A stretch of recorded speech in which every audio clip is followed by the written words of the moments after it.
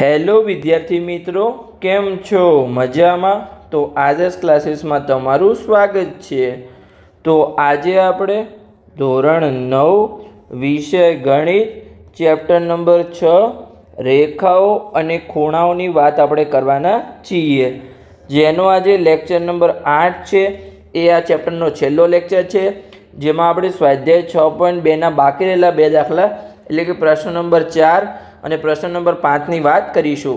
સાવ સિમ્પલ દાખલા છે, તમને બહુ જ મજા આવશે જો તમે ધ્યાનથી ગણતરી કરશો। પહેલાં તમારે જાતે ગણતરી કરવાની છે। પહેલાં તમે અહીંયા વિડીયોને પોઝ કરો, વિડીયો ચોથો અને એટલે કે પ્રશ્ન નંબર 4 અને 5ને જાતે ટ્રાય કરો, પછી ના આવડે ત્યારથી તમે વિડીયો જોઈને એકવાર ગણો અને પછી તમારે ફરીથી એકવાર જાતે ગણવાનો છે, એટલે તમને કોન્સેપ્ટ આવડી જશે। તમારે ખાસ ગોખવાનું નથી, તમારે ખાલી રીત સમજવાની છે કે આમાં કઈ રીતે એપ્લાય થાય છે। તો ચાલો આપણે શરૂઆત કરીએ। તો પ્રશ્ન નંબર 4 એની આપણે રકમ વાંચીએ અને એનો આપણે ઉકેલ મેળવવાનો પ્રયત્ન કરીએ। તો પ્રશ્ન નંબર 4માં આપણને શું આપેલું છે કે અહીંયા આકૃતિ 6.26 જે તમારી બુકમાં પણ આપેલી છે અને અહીંયા મેં દોરી પણ છે। એમાં આપણને રકમમાં આપ્યું છે કે AB સમાંતર CD હોય, એટલે કે જે AB રેખા છે એ અહીંયા જે CD રેખા છે એને સમાંતર છે। ઓકે, પછી ખૂણો APQ બરાબર 50° છે। તો આ ખૂણો APQ એટલે કે આ જે ખૂણો છે 50° છે। ઓકે, પછી આપણને આપેલું છે અને ખૂણો PRD બરાબર 127° છે, એટલે કે આ જે ખૂણો છે PRD આ આપણું 127° છે। તો x અને y મેળવો, આપણે x અને y અહીંયા મેળવવાનું છે। તો x ક્યાં છે? જો આ રહ્યો, આ જે ખૂણો છે ખૂણો PQR એ આપણું અહીંયા x છે, અને જે ખૂણો આ રહ્યો ખૂણો QPR એ આપણો y છે। એ તમને સિમ્પલી દેખાય છે। તો ચાલો આપણે x અને y શોધવું છે।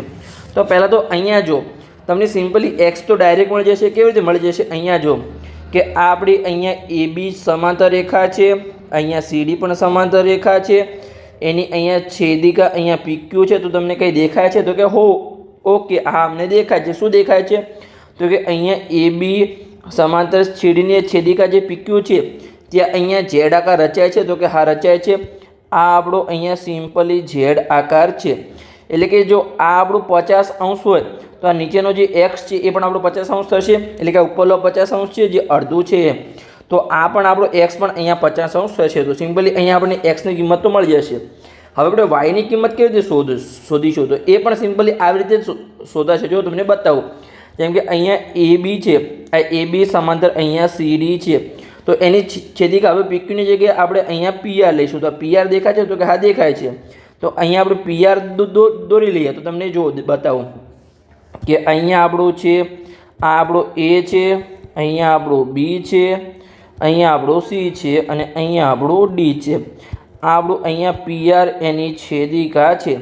તો જો તમને PRD ખબર છે કે આ આપણું કેટલું છે? અહીંયા 127° છે, અને અહીંયા આપણા બે ખૂણા છે, એક આપણો y છે અને એક આપણો 50 છે। તો જો આ આપણા બંને યુગ્મકોણ બનશે કેવી રીતે? તો કે 127 અને સામેની સાઈડ શું છે? અહીંયા 50 + y છે, એટલે કે આ બંને ખૂણા આપણા યુગ્મકોણ બનશે। કયા કયા હું તમને બતાવું છું।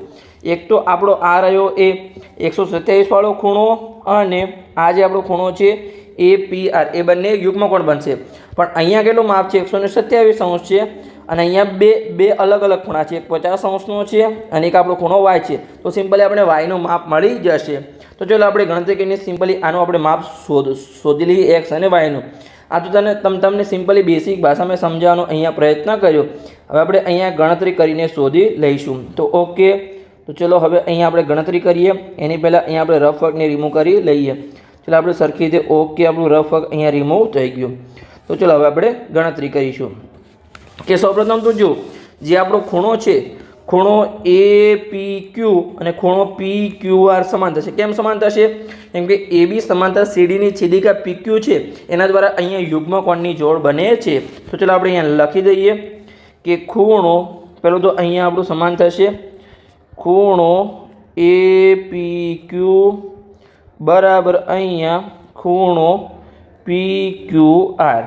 કેમ સમાંતર છે? તો કૌંસમાં આપણે કારણ પણ લખી દઈએ અહીંયા કે AB સમાંતર CDની છેદિકા PQ વડે રચાતી યુગ્મકોણની જોડ। રચાતી યુગ્મ કોણની જોડ, યુગ્મ કોણની જોડ. ઓકે, આપણે અહીંયા કારણ પણ લખી દીધું. હવે જો ખૂણો એપીક્યુનું માપ કેટલું છે, અહીંયા 50° આપેલું છે અને તમને રકમમાં પણ આપેલું છે ખૂણો એપીક્યુ બરાબર અહીંયા 50°. તો ચલો અહીંયા આપણે લખી દઈએ માપ કે 50° આપણને આપેલું છે. ઓકે, તો આ આપણું એપીક્યુનું માપ અહીંયા 50° થશે. હવે પીક્યુઆર શું છે, તો જો પીક્યુઆર એ જ આપણું અહીંયા આપણો એક્સ ખૂણો છે, તો આપણે એની જગ્યાએ પીક્યુઆરની જગ્યાએ આપણે એક્સ લખી દઈએ. તો સિમ્પલી અહીંયા આપણને એક્સનું માપ મળી ગયું, એક્સ બરાબર 50°.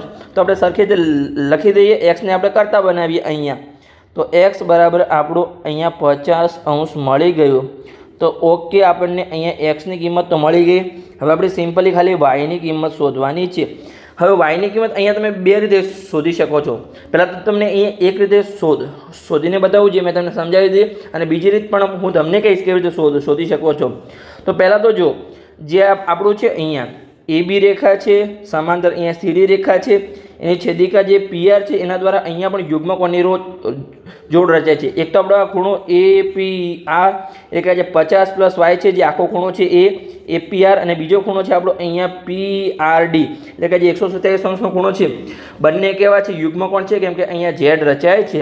તો ચલો આપણે લખી દઈએ અહીંયા કે ખૂણો, અહીંયા લખી દઈએ ચલો કે ખૂણો APR બરાબર ખૂણો PRD. અને કેમ સમાન થયા, કેમ કે AB સમાંતર CDની છેદિકા, AB સમાંતર CDની છેદિકા PR વડે રચાતા યુગ્મ કોણ, PR વડે રચાતી યુગ્મ કોણની જોડ, યુગ્મ કોણની જોડ. ઓકે, તો હવે જો APR શું છે, આ આપણો જે ખૂણો છે આ ખૂણો APR એટલે કે જે આપણો આખો ખૂણો છે એમાં શું આવશે, APRમાં 50 આવશે ને અહીંયા વાય પણ આવશે. તો પહેલાં તો આપણે બે અલગ અલગ ખૂણાના માપ લખી દઈએ કે એમાં આવશે ખૂણો APQ અને બીજો ખૂણો આવશે QPR. તો ચલો બંને ખૂણાને આપણે લખી દઈએ કે ખૂણો અહીંયા APRની જગ્યાએ આવશે અહીંયા આપણો ખૂણો APQ, ખૂણો APQ પ્લસ ખૂણો QPR એટલે કે આ આપણો 50°નો ખૂણો છે અને આ આપણો વાય ખૂણો છે. ઓકે, બરાબર. અહીંયા PRD, તો PRDનું માપ કેટલું છે, અહીંયા જો તમને રકમમાં આપેલું છે PRD બરાબર 127°, અને અહીંયા તમને આકૃતિમાં પણ દેખાય છે કે PRD 127° છે. તો ચાલો આપણે લખી દઈએ અહીંયા કે PRD 127° છે ખૂણો. હવે APQનું માપ તમને ખબર છે અહીંયા 50°, પછી અહીંયા QPR બરાબર y છે અને બરાબર અહીંયા 127°. વાયને આપણે કરતા બનાવીએ તો 50 પેલી સાઈડ જશે, તો 127° માઇનસ અહીંયા આપણા 50° થશે. તો 127માંથી 50 જાય તો કેટલા બચશે, સિમ્પલી આપણે અહીંયા 77 બચશે. તો વાયની કિંમત આપણને મળી અહીંયા સિમ્પલી 77° આપણને મળ્યું. તો આને આપણે બોક્સમાં મૂકી દઈએ અને હાઇલાઇટ કરી દઈએ. આ આપણી એક રીત હતી જેના દ્વારા આપણે વાય શોધ્યું. તમે અહીંયા બીજી રીતથી પણ અહીંયા વાયને શોધી શકો છો. કેવી રીતે હું તમને બતાવું. ચલો પહેલાં તો જો અહીંયા તમને આ ત્રિકોણ જેવું દેખાય છે, આ જે વચ્ચે છે આ PQR, તો કે તમને ત્રિકોણ જેવું દેખાય છે, તો કે આ ત્રિકોણ છે. આપણું જે આગળનું ચેપ્ટર છે ત્રિકોણ જ છે, છતાં પણ આમાં આપણે શીખી લઈએ. તો કે આ ત્રિકોણ દેખાય છે, તમને ત્રિકોણના એક ખૂણાનું માપ અહીંયા આપણે એક્સનું મળી ગયું છે. તમને કેટલું મળ્યું હતું, અહીંયા 50° મળ્યું હતું કે આ આપણનો એક્સ કેટલો છે, અહીંયા 50° છે. વાયનું માપ આપણે અહીંયા શોધવાનું છે, પણ આ જે ખૂણો છે એનું માપ આપણને મળી જશે. કેવી રીતે, કેમ કે આ જે સીડી રેખા છે એના પર અહીંયા બે રેખિક જોડના ખૂણા બનશે. એક આપણો 127 અને જે આપણો ખૂણો છે એને આપણે ચલો ઝેડ નામ આપી દઈએ, 127 અને ઝેડ. તો આપણે ઝેડનું માપ કેટલું થશે કે 180માંથી 127 બાદ કરીશું તો આપણને ઝેડનું માપ મળશે. તો એ સિમ્પલી આપણને કેટલું મળશે, અહીંયા 53° મળશે. હવે ત્રિકોણમાં જો એક ખૂણો y છે, એક 50° છે અને એક 53° છે, તો ત્રિકોણના ત્રણેય ખૂણાનો સરવાળો હંમેશા 180° થાય. તો જો y પ્લસ 50 પ્લસ અહીંયા 53° બરાબર અહીંયા આપણને મળશે 180° મળશે. તો વાયને આપણે કરતા બનાવીશું તો આ કેટલા થશે, 100 ને અહીંયા કેટલા થશે, 103° થશે. તો 180° માઇનસ 103°, તો આપણો જવાબ કેટલો આવશે, વાય સિમ્પલી આપણને 77° અહીંયા પણ મળી જશે. કેવી રીતે મળી જશે? તો આ રીત થોડી હાર્ડ છે, પણ મેં તમને સમજાવવાનો પ્રયત્ન કર્યો કે તમે રેખિક જોડના ખૂણા બનાવશો અહીંયા, તો ઝેડની કિંમત તમને અહીંયા 53° મળશે. અને પછી ત્રિકોણના ત્રણેય ખૂણા 16 અને 180° થાય, તો એમાં તમે બે ખૂણાના માપ બાદ કરશો 50 અને 53, તો તમને 77° વાયની કિંમત મળે છે. પણ તમારે હાલ ખાલી યુગ્મકોણની રીતથી આ દાખલો ગણવાનો છે. સમજણ પડી ગઈ? તમારે આમાં કોઈ પડવાની જરૂર નથી. તો ચલો આને આપણે અહીંયા રિમૂવ કરી દઈએ. ઓકે, સમજણ પડી ગયા આટલા સુધી? તો બસ અહીંયા આપણો દાખલો પૂર્ણ થઈ ગયો, જેમાં આપણે એક્સ અને વાયની કિંમત મેળવી. એક્સની કિંમત અહીંયા આપણને 50° મળી અને વાયની કિંમત અહીંયા આપણને 77° મળી. તો પ્રશ્ન નંબર 4 પૂર્ણ થઈ ગયો. હવે આપણે પ્રશ્ન નંબર 5 ગણીએ. તો પ્રશ્ન નંબર 5 તો એના કરતાં પણ સાવ સિમ્પલ છે, પણ ઘણા વિદ્યાર્થીઓ કેવું છે, અહીંયા કંઈ સાબિતીકરણ છે એટલે ડરી જાય છે કે રકમ મોટી છે, આકૃતિમાં પણ અરીસા આપેલા છે, આ શું સાવ નવું છે? ના, સાવ સિમ્પલ દાખલો છે. ખાલી 2 સ્ટેપમાં તમારો પૂર્ણ થઈ જશે જો તમને કોન્સેપ્ટ આવડતા હશે તો. ચલો આપણે પહેલાં તો રકમ વાંચીએ કે અહીંયા પ્રશ્ન નંબર 5 એમાં આપેલું છે કે આકૃતિ 6.27માં જે તમારી બુકમાં પણ આપેલી છે અને અહીંયા મેં દોરી છે, જેમાં PQ અને RS બે અરીસા છે. જો તમને અહીંયા દેખાય છે, આ એક અરીસો છે PQ અને બીજો અરીસો છે અહીંયા RS. ઓકે, તો તે બંને એકબીજાને સમાંતર છે, એટલે કે PQ અને RS અહીંયા સમાંતર છે એવું આપણને રકમમાં આપેલું છે. પછી આપણને આપેલું છે કે એક આપાત કિરણ AB અરીસા PQ ને B પર અથડાય છે. આ જે આપાત કિરણ અહીંયા છે AB એ અરીસા PQ ને ક્યાં અથડાય છે? અહીંયા B પર અથડાય છે. ઓકે, પછી આપણને કીધું છે કે પરાવર્તિત કિરણ માર્ગ BC પર ચાલીને અરીસા RS ને C પર અથડાય છે. જો આ દેખાય છે અહીંયા પરાવર્તિત કિરણ અથડાઈને પછી અહીંયા નીકળ્યું અને જે RS છે એના પર અહીંયા C બિંદુ પર અથડાય છે. ઓકે, તથા ફરી આ કિરણ CD પર પરાવર્તિત થાય છે, એટલે કે અહીંયાથી અથડાઈ અને આ પરાવર્તિત અહીંયા CD માર્ગે પરાવર્તિત થાય છે. ઓકે, તો સાબિત કરો કે AB સમાંતર CD, એટલે કે જે આપણું આપાત કિરણ હતું AB અને આ પરાવર્તિત કિરણ CD છે એ બંને સમાંતર છે એવું અહીંયા આપણે સાબિત કરવાનું છે. તો ચલો સિમ્પલી આપણે સાબિત કરીએ.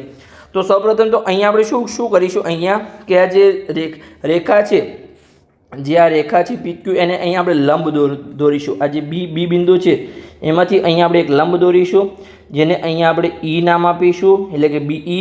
અને અહીંયા આપણે લંબ દોરીશું જેને નામ આપીશું અહીંયા આપણે F, ABCDEF, એટલે કે અહીંયા આપણે F નામ આપીશું. તો આપણા CF લંબ થશે, એટલે કે 90° ખૂણે છે. તો ચાલો આપણે પહેલાં તો લખી દઈએ આજે આપણે લંબ દોર્યા અને પછી આપણે સિમ્પલી આગળ ગણતરી કરતા જઈએ. સાવ સિમ્પલ છે, તમને મજા આવશે, ખાલી તમે ધ્યાન રાખશો તો. કે રેખા PQ ને લંબ કિરણ BE દોરો. તો આપણે PQ ને લંબ અહીંયા કિરણ BE દોર્યું અને જે RS છે એને લંબ આપણે કિરણ CF દોર્યું. તો એ પણ આપણે લખી દઈએ કે તથા રેખા RS ને લંબ કિરણ CF દોરો. લંબ કિરણ લંબ આપણે થોડી સ્પેસ રાખીએ કે લંબ કિરણ CF દોરો. તો ઓકે, બંને આપણે અહીંયા દોર્યું. હવે જો કોઈ પણ સાદો અરીસો હોય તો એમાં આપાત કોણ અને પરાવર્તન કોણ સરખા હોય. તો પહેલાં આપણે અહીંયા લખી દઈએ કે સાદા અરીસા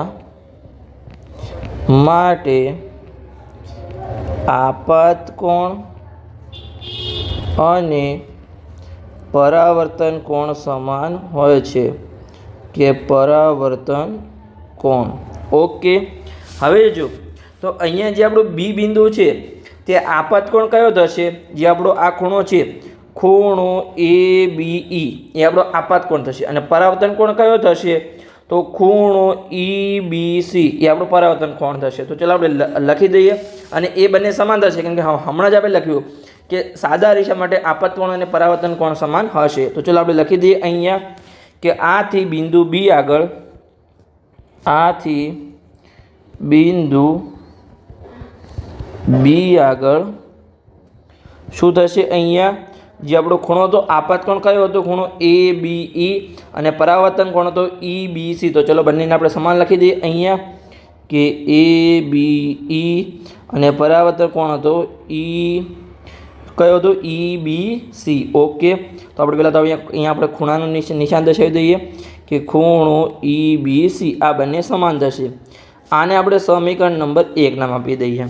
હવે બિંદુ C આગળ પણ આવું જ થશે. તો જે બિંદુ C છે એના આગળ પર આપાત કોણ કયો છે? તો આપાત કોણ છે અહીંયા ખૂણો BCF સોરી આ જે ખૂણો છે એ આપાત કોણ છે અને પરાવર્તન કોણ ખૂણો જે બીજો ખૂણો છે એનો અડધો, એટલે કે અહીંયા ખૂણો FCD. તો ચલો બંને ખૂણા સમાન થશે. તો અહીંયા લખી દઈએ કે અને બિંદુ C આગળ ખૂણો BCF અને પરાવર્તન કોણ કયો હતો કે ખૂણો FCD. આને આપણે સમીકરણ નંબર 2 નામ આપી દઈએ. ઓકે. હવે આપણને રકમમાં શું આપેલું હતું કે રકમમાં પહેલાં તો આપેલું હતું કે બંને અરીસા એકબીજાને સમાંતર છે. ક્યાં લખેલું છે? તો કે આ રહ્યું જો તે બંને એકબીજાને સમાંતર રાખેલા છે. આવું આપણને રકમમાં આપેલું હતું. તો PQ અને RS સમાંતર છે. પછી એને આપણે શું દોર્યું? અહીંયા લંબ દોર્યા કે જે BE છે એ આપણે PQ ને લંબ દોર્યો અને CF છે એ RS ને લંબ દોર્યો. તો આ લંબ દોર્યા તો આ લંબ પણ એકબીજાને સમાન હશે. તો કયા સમાન હોય? તો એના કારણે અહીંયા એક યુગ્મકોણની જોડ રચ્યા છે. તો પહેલાં તો અહીંયા આપણે લખી દઈએ જે આપણે અહીંયા તમને હાલ મેં સમજાવ્યું એ. તો ચલો આપણે અહીંયા લખી દઈએ પહેલાં કે રકમમાં પહેલાં તો આપણને આપેલું છે કે બંને અરીસા સમાન છે, એટલે કે સમાંતર છે PQ અને RS. પછી આપણે અહીંયા લંબ દોર્યા, જે BE લંબ દોર્યો એ PQ પર દોર્યો અને પછી આપણે CF લંબ દોર્યો એ આપણે અહીંયા RS પર દોર્યો. આ લંબ દોર્યા તેથી માટે જે આપણા બંને લંબ છે એટલે કે BE અને CF એકબીજાને અહીંયા સમાંતર થશે. હવે BE અને CF એકબીજાને સમાંતર થશે તો અહીંયા યુગ્મકોણની જોડ રચાશે. તો પહેલાં તો જો તમને બતાવ કઈ યુગ્મકોણની અહીંયા જોડ રચાશે. તો આ જો આ BE આને આપણે થોડું લંબાવી દઈએ. તો આ BE છે અને આ આપણું લંબ CF છે, આને પણ આપણે લંબાવી દઈએ. તો અહીંયા જો બે એક તો આપણી જેમ પહેલાં આપણે આવી રીતે સમાંતર રેખાઓ દોરતા હતા એવી રીતે આ રીતે આ BE અને આ CF સમાંતર છે અને એની જે છેદિકા છે અહીંયા આ BC એની છેદિકા બનશે. તો અહીંયા બે યુગ્મકોણની જોડ રચાશે. એક આ જો આપણે પહેલાં ઝેડ આવી રીતે દોરતા હતા, આ વખતે આવી રીતે ઝેડ છે અહીંયા આમ સિમ્પલી થોડો ઉલટો છે, થોડો આડો ઝેડ છે. સમજ પડી ગઈ? તો આ ખૂણો અને આ ખૂણો બંને સરખા થશે કેમ કે શું છે અહીંયા યુગ્મકોણની જોડ રચાય છે. તો કયા ખૂણા? એક આ ખૂણો અને આ ખૂણો બંને સરખા થશે. તો કયા ખૂણો છે? ખૂણો EBC એટલે કે આ જો ખૂણો છે ખૂણો EBC અને બીજો ખૂણો કયો છે? અહીંયા આ જે ખૂણો છે ખૂણો BCF એટલે કે ખૂણો BCF. આ બંને કેવા થશે? સરખા થશે કેમ કે યુગ્મકોણની જોડ છે. તો ચલો અહીંયા આપણે લખી દઈએ કે બંને આ જે BE અને CF સમાંતર છે તેના કારણે અહીંયા યુગ્મકોણની જોડ રચાય છે. જે આ ખૂણો છે ખૂણો EBC અને ખૂણો આ BCF એ બંને સરખા થશે. તો ચલો આપણે સિમ્પલી લખી દઈએ કે અહીંયા ખૂણો EBC અને બીજો ખૂણો હતો અહીંયા આપણો ખૂણો BCF. આ બંને સરખા થશે. અહીંયા આપણે કારણ પણ લખી દઈએ કૌંસમાં કે BE સમાંતર CFની છેદિકા BC વડે રચાતી યુગ્મકોણની જોડ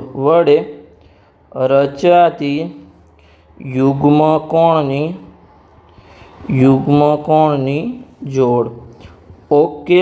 તો આને અહીંયા આપણે કારણ પર લખી દીધું. હવે આ બંને સમાન છે એને આપણે અહીંયા સમીકરણ નંબર 3 નામ આપી દઈએ. તો હવે જો તમને સમીકરણ 1, 2 અને 3 પરથી શું દેખાય છે? એક તો આપણું સમીકરણ 1 છે, આ સમીકરણ 2 છે અને આ સમીકરણ 3 છે. એના પરથી હું તમને બતાવું કે આપણા જે ચારેય ખૂણા છે એકબીજાને સમાન છે. કયા ચારેય ખૂણા? તો આ પહેલો ખૂણો, આ 1, પછી બીજો ખૂણો છે આ 2, આ 3 અને ચારેય ખૂણા સમાન છે. ચલો હું તમને બતાવું છું. ચલો આપણે પહેલાં તો લખીએ કે સમીકરણ 1, 2 અને 3 પરથી. તો ચલો આપણે અહીંયા લખીએ કે સમીકરણ 1, 2 અને 3 પરથી. તો પહેલાં તો અહીંયા આપણે પહેલું સમીકરણ લખીએ. તો પહેલાં સમીકરણમાં આપણને શું આપેલું હતું કે ખૂણો ABE એ EBCને સમાન છે. તો ચાલો આપણે લખી દઈએ અહીંયા કે ખૂણો ABE એ ખૂણો EBCને સમાન છે.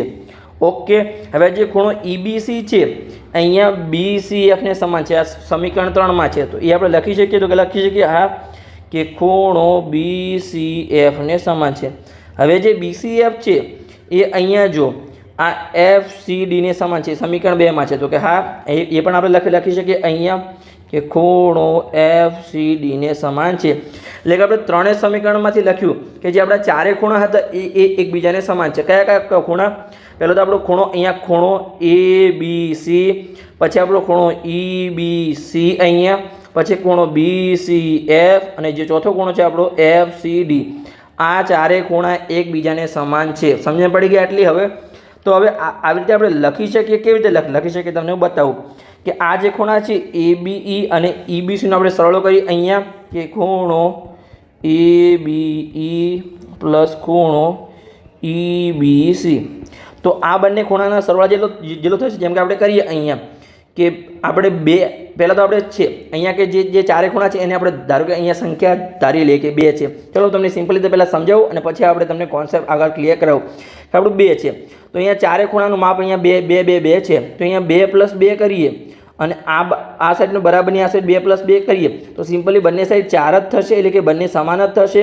તો આપણું સરખું જ થયું. સમજણ પડી ગઈ કે આપણા ખૂણાના માપ સરખા. ધારો કે તમે 2 2 2 અંશ ધારો તો તમે આવી રીતે લખી શકો છો. તો કે હાલ લખી શકાય. તો ચાલો આપણે લખી દઈએ અહીંયા કે પહેલા 2 ખૂણાના આપણે સરળો કર્યો અને જે પાછળના 2 ખૂણા છે અને ખાસ કેમ આ ખૂણાનો સરળો કર્યો એ પણ હું તમને બતાવું છું આગળ.